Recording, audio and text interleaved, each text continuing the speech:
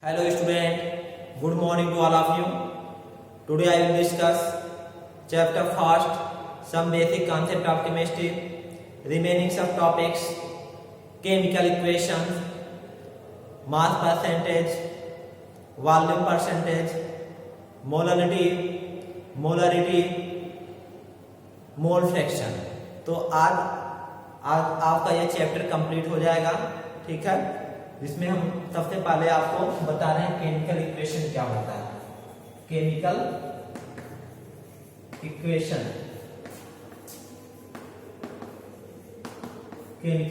क्या होता है, जैसा कि हम आप लोग क्लास 10th में इसको केमिकल इक्वेशन का डेफिनेशन दिया था, मतलब the representation of the chemical reaction with the help of symbols and formula is known as chemical reaction. The substance take part in a chemical reaction is known as reactant, and the new substance by chemical property are formed are known as product. तो आपको या other word इस तरह की chemical reaction की definition दे सकते हैं कि केमिकल रिएक्शन क्या होता है. third hand representation of a chemical change, the third hand representation of a chemical change in term of symbols and formula of the substance involved in a reaction is called chemical equation. करा कि third hand representation of a chemical change in the term of symbols and formula of the substance involved in a chemical reaction is called chemical equation. Of chemical equation, the substance that react among themselves, the substance react themselves to bring about the changes or chemical changes as reactant, and the new substance produced by chemical property are known as product. तो हम आपको बताया, हम फिर सबसे easy तरह से इस तरह भी बोल सकते हैं करा कि the short hand representation of the chemical changes in the term of symbols and formula of the substance involved in a chemical reaction is called chemical equation. The substance that react among themselves to bring about a chemical changes as reactant, and the new substance found by chemical property are known as product. तो ये तो रहा chemical equation किसे कहते हैं. Chemical equation किसे कहा जाता है, मतलब the representation या short hand representation of the chemical reaction with the help of symbols and formula are known as chemical equation. There are two types of chemical equation: balanced chemical equation and unbalanced chemical equation. Unbalanced chemical equation is also known as skeletal chemical equation. तो हम यहाँ बात करेंगे types of chemical reaction. Types of chemical equation. So there are two types of chemical equation. First name is balanced chemical equation, and second unbalanced chemical equation. जैसा कि आपको बताया गया है कि बैलेंस केमिकल इक्वेशन, या इसको हम स्केलेटल भी बोलते हैं, इसके केमिकल इक्वेशन. तो आपको बैलेंस और अनबैलेंस केमिकल इक्वेशन क्या होता है. Balance chemical equation are those chemical equation in which the number of atoms of element in both side is same is known as balanced chemical equation, and unbalanced chemical equation means those chemical equation in which the number of atoms of the element do not equal or same, that is called unbalanced chemical equation or skeletal chemical equation. कहने का मतलब balance chemical equation किसे कहते हैं, ऐसा chemical equation जिसमें numbers of atoms जो होते हैं रिएक्टेंट साइड में and numbers of atoms of element जो होते हैं प्रोडक्ट साइड में, दोनों की नंबरिंग क्या हो, सेम हो. कहने का मतलब रिएक्टेंट साइड में अगर हाइड्रोजन की numbering numbers of hydrogen 5 show कर रहा है तो आपका प्रोडक्ट साइड में भी 5 शो करे. नंबर्स ऑफ ऑक्सीजन एटम आपका रिएक्टेंट साइड में अगर 2 शो कर रहा है तो प्रोडक्ट साइड में 2 से शो करेगा। तो इस कंडीशन में हम इसको कहते हैं क्या है, ये बैलेंस केमिकल इक्वेशन को रिप्रेजेंट कर रहा है। और अनबैलेंस केमिकल इक्वेशन किसे कहते हैं, ऐसा केमिकल इक्वेशन जिसमें numbers of atoms of element in reactant side and product side do not equal, यानी मतलब दोनों साइड इक्वल ना हो, तो उस कंडीशन में उसको हम क्या बोलते हैं, अनबैलेंस केमिकल इक्वेशन। जैसे हम फॉर एग्जांपल यहीं पे लिख लेते हैं H2O गिव्स आउट, यहाँ पे लिख गया H2 प्लस O2। और तो इसको अगर देख रहे हैं तो यहाँ पे number of reactant side, this is reactant side and this is product side, numbers of hydrogen atom अगर यहाँ पे देखें हाइड्रोजन एटम तो यहाँ पे कितना है, 2 है हाइड्रोजन एटम, और यहाँ पे क्या हाइड्रोजन एटम यहाँ पे भी आपका 2 है। लेकिन ऑक्सीजन एटम की अगर काउंटिंग करें तो 1 और ये ऑक्सीजन एटम 2। तो हम देख रहे हैं हाइड्रोजन तो सेम है लेकिन ऑक्सीजन जो है आपका क्या डिफरेंट है, इसलिए हम इसको कहेंगे अनबैलेंस केमिकल इक्वेशन। और यहीं पे इसको हम इस तरह करें 2H2 plus 2H2O gives out 2H2 plus O2। तो इस कंडीशन में अगर नंबर ऑफ हाइड्रोजन एटम देखें तो यहाँ पे 4 2 2 4 और यहाँ पे भी देखें 2 2 4 और ऑक्सीजन एटम 2 1 2 और इसके बाद यहाँ पे ऑक्सीजन एटम 2। तो बोथ साइड में देख रहे हैं जो हाइड्रोजन का नंबरिंग है एंड ऑक्सीजन का जो नंबरिंग है सेम शो कर रहा है, इसलिए हम इसको क्या बोलेंगे, हाइड्रोजन और ऑक्सीजन एटम बोथ साइड में सेम है या सेम नंबर ऑफ एटम्स हैं, इसलिए हम इसको बोलते हैं बैलेंस केमिकल इक्वेशन। तो ये रहा तो आपका केमिकल इक्वेशन किसे कहते हैं और इसके टाइप्स ऑफ केमिकल इक्वेशन की बात कर गया, जैसा कि क्लास 10th में भी आपको यह चीज बताया गया है। अब हम बात करते हैं नेक्स्ट जो हमारी टॉपिक्स है लिमिटिंग रिएजेंट। लिमिटिंग रिएजेंट क्या होता है, लिमिटिंग रिएजेंट, लिमिटिंग रिएजेंट और एजेंट भी बोल सकते हैं। लिमिटिंग एजेंट और लिमिटिंग रिएजेंट कह रहा है कि the reactant which gets assumed, कह रहा है कि the reactant which gets consumed are consumed first, यानी मतलब ऐसे रिएक्टेंट जो सबसे पहले कंज्यूम्ड हो जाते हैं या तो लिमिट अमाउंट में क्या करते हैं, आर लिमिट अमाउंट में वो प्रोडक्ट फॉर्म करते हैं, तो ऐसे रिएक्टेंट को हम क्या बोलते हैं, आपका लिमिटिंग रिएजेंट बोलते हैं। तो इसका डेफिनेशन क्या है, द रिएक्टेंट करा है the reactant which gets consumed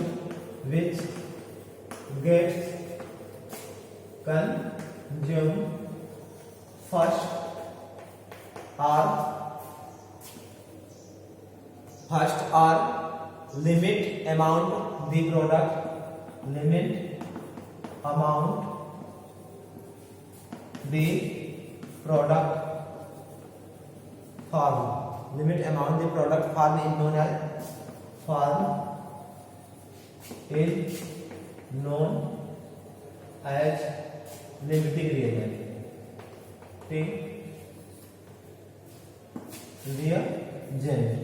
limiting reagent एक आपका क्या होता है, जैसे लिमिटिंग रिएजेंट अगर कोई पूछे लिमिटिंग रिएजेंट क्या होता है, तो लिमिटिंग रिएजेंट क्या होते हैं, रिएक्टेंट होते हैं जो सबसे पहले क्या होते हैं, कंज्यूम्ड होते हैं, वह लिमिट अमाउंट में हमको क्या करते हैं, प्रोडक्ट या तो लिमिट अमाउंट में कंज्यूम होकर लिमिट अमाउंट में प्रोडक्ट फॉर्म करते हैं, उसे हम क्या बोलते हैं, लिमिटिंग रिएजेंट बोलते हैं। ठीक है, तो लिमिटिंग रिएजेंट करने मतलब ऐसा रिएक्टेंट जो सबसे पहले क्या होता है, कंज्यूम्ड होता है, और या तो सब लिमिट अमाउंट में हमको क्या देता है, प्रोडक्ट फॉर्म करता है, और ऐसे रिएक्टेंट को हम क्या बोलते हैं, लिमिटिंग रिएजेंट या लिमिटिंग एजेंट बोलते हैं। अब हम बात करते हैं जो नेक्स्ट हमारे टॉपिक्स हैं उस पे। तो नेक्स्ट आपका टॉपिक जो है रिएक्शन इन सॉल्यूशन कर रहा है, reaction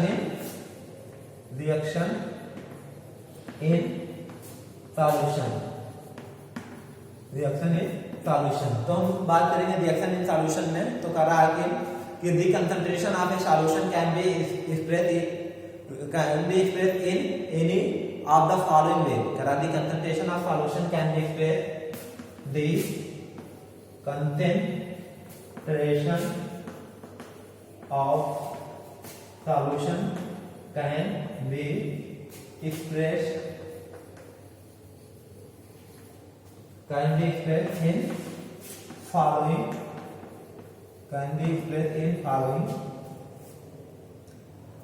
in any of the following ways, in any of the following ways करा है कि reaction in solution the concentration of solution can be expressed in any of the following वे। अब यहाँ पे मैं बात करूंगा फर्स्ट मास परसेंटेज। क्या होगा? पहला मास परसेंटेज, सेकेंड जो होगा आपका वॉल्यूम परसेंटेज, और जो आपका थर्ड होगा मोलरिटी, मतलब वॉल्यूम परसेंट के बाद मोलरिटी, और उसके बाद आपका क्या होगा? मोलरिटी, और लास्ट में आपका मोल फ्रैक्शन। क्या होगा? मोल फ्रैक्शन, मोलरिटी और लास्ट में आपका मोल फ्रैक्शन। तो हम सबसे पहले आप बात करेंगे करा रिएक्शन इन सॉल्यूशन, करा the concentration of solution can be expressed in any of the following veg. करा किसी भी सॉल्यूशन का जो कंसंट्रेशन है उसको हम किसी भी तरह से इसमें से हम रिप्रेजेंट कर सकते हैं, चाहे मास परसेंटेज के फॉर्म में, वॉल्यूम परसेंट के फॉर्म में, या मोलरिटी के फॉर्म में, या मोलरिटी के फॉर्म में, या मोल फ्रैक्शन के फॉर्म में। तो सबसे पहले हम बात करेंगे मास परसेंटेज के विषय में। क्या होता है कि मास परसेंट किसे कहते हैं? मास परसेंट होता क्या है? मास परसेंटेज, मास परसेंटेज की बात किया जाए तो मास परसेंट होता क्या है, इसको हम इस तरह डिफाइन कर सकते हैं। Mass percent is defined as the, करा कि mass percent is defined as the mass of solute in gram per 100 gram of the solution. Mass percent is defined as the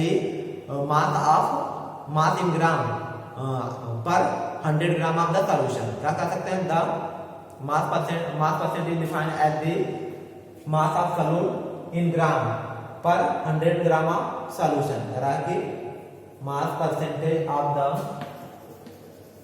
mass percentage is defined as the mass of solute, in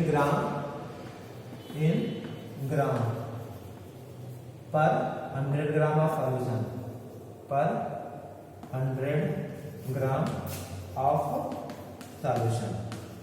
Mass percentage is defined as the mass of the solute present in gram, present in gram per 100 gram of solution. Mass percent of solution, mass percentage of the solute is defined, mass percentage is defined as the mass of the solute in gram present per 100 gram of solution, present in 100 gram of solution. यहाँ पे एक word लिखना होगा, तो ग्राम present per 100 gram of solution, पर 100 gram of solution. अब इसका that is mass percentage is equal to mass of solute upon mass of solution multiplied by 100। इसको कंसंट्रेशन ऑफ सॉल्यूशन भी बोलते हैं, कंसंट्रेशन ऑफ सॉल्यूट या मास परसेंटेज ऑफ सॉल्यूट बोलते हैं, मास परसेंटेज ऑफ सॉल्यूट। इसको क्या बोलेंगे? Mass percentage, that is mass percentage of solute, that is mass percent of solute. Mass percent of solute का फार्मूला हो गया मास of solute upon mass of solution multiplied by 100। अब हम इस पे न्यूमेरिकल आप लोगों को बता देते हैं कि मास परसेंटेज पे न्यूमेरिकल कैसे पूछा जाता है। फॉर एग्जांपल कितना करते हैं, तो एग्जांपल्स में हम बात कर सकते हैं, जैसे 5% बोल दिया गया, 5% क्या बोला गया, जैसे बोल दें of 5% solution of sodium chloride करा है ए 5% सॉल्यूशन ऑफ सोडियम क्लोराइड का 5% सॉल्यूशन है, मीन्स दैट, इसका मतलब क्या होगा, means that 5 gram of sodium chloride present in 100 gram of solution. इसका कहने का मतलब है कि 5% सॉल्यूशन मतलब मास परसेंट दे दिया, ये 5% सॉल्यूशन ऑफ सोडियम क्लोराइड करा, ये 5% solution of sodium chloride means क्या हो जाता है, ये करा 5% of solution of sodium chloride means that 5 gram of sodium chloride present in 100 gram of solution। अब इससे हम इससे रिलेटेड जो हमारे न्यूमेरिकल्स हैं उसको हम सॉल्व कराते हैं कि मास परसेंटेज से रिलेटेड जो न्यूमेरिकल किस टाइप से पूछे जाते हैं। जैसे आपको यहाँ पे आपको हम एक क्वेश्चन दे रहे हैं, जैसे करा ए solution is prepared by adding 2 gram of A substance, करा कि क्वेश्चन है a solution करा कि a solution is prepared by करा a solution is prepared by adding 2 gram of a substance,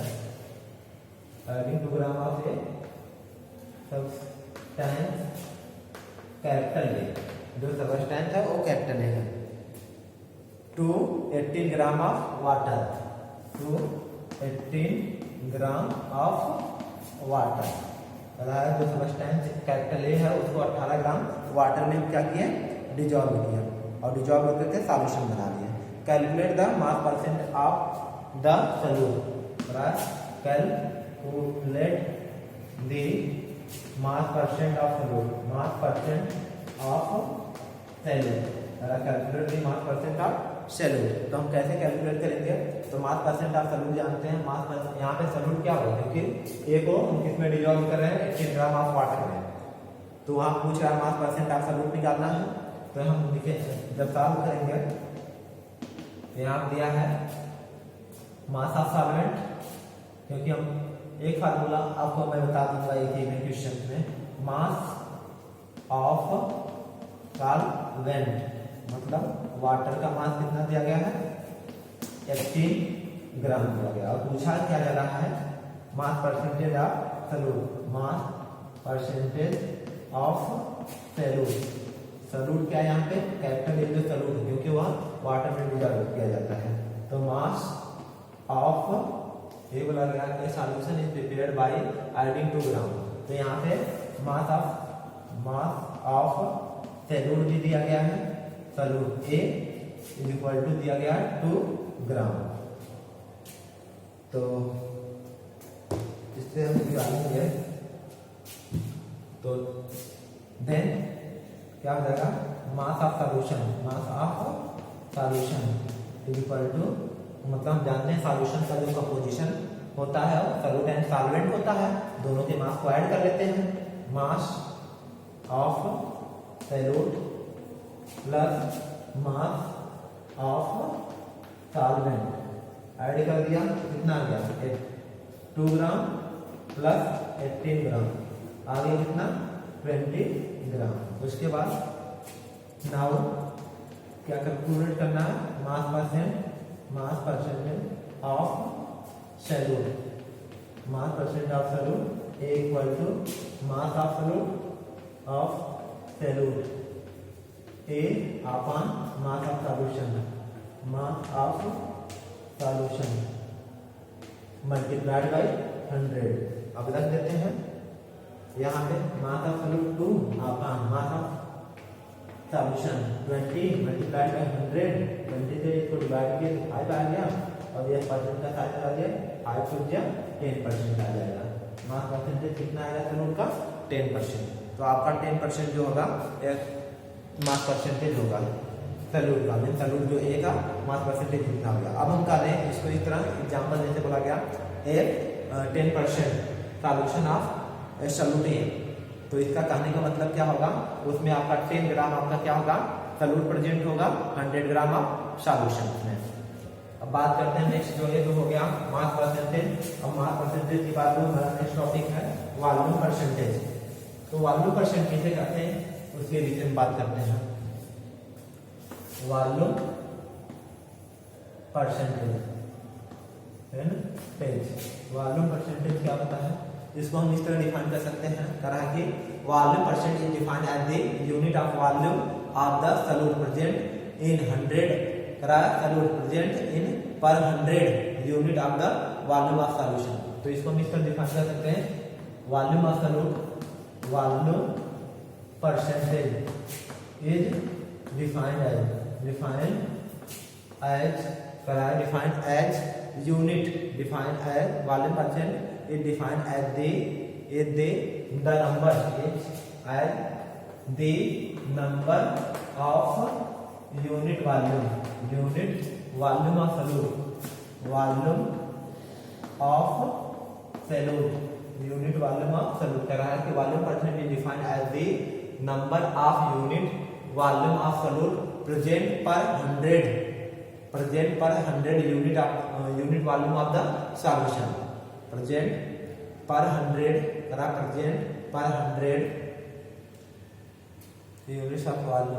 units of volume of solute present per 100 units of volume of solution.